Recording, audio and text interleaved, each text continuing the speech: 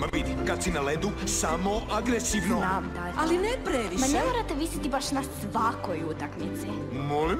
Ne propuštam ni jednu. Idemo, sirene! Dobro, mir. Idem ja. Vole nas. Aha, mama i tata su baš cool.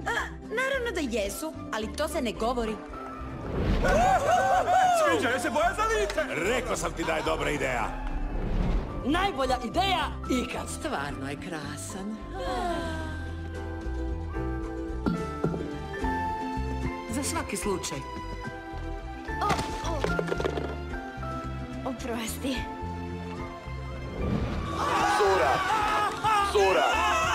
Sura! Dobro. Bog.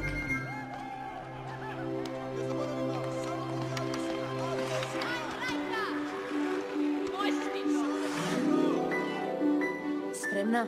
Pa da. U redu. Rasturimo taj hokej!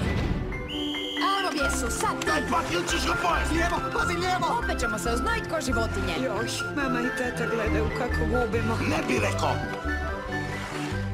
Puno smo toga prošli u zadnje vrijeme, puno, ali još uvijek volimo našu curu. Ima super nove prijatelje, novi dom, nije moglo bolje. Uostalom, Rajke je sada 12, što se može dogoditi?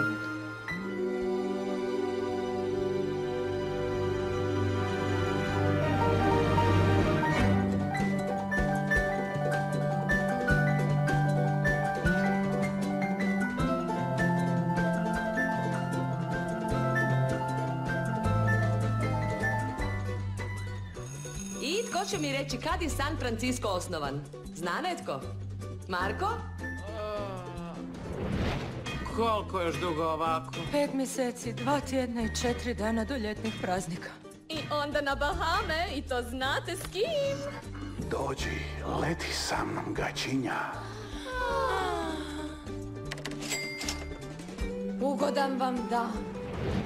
Zbog čeg smo ono ljuti? Nemam pojma, zašto je itko ljut? A zbog čeg je Tin ljut? A nemam pojma. Nemam pojma. Ma da, totalno. Kako smo jadne. Misliš da su primijetili? Naravno da ne, pa našminkane smo. Biti cool je tako naporno. Rođendankice! A? Hej! Djeco! 5 godina Dramske akademije za ovo.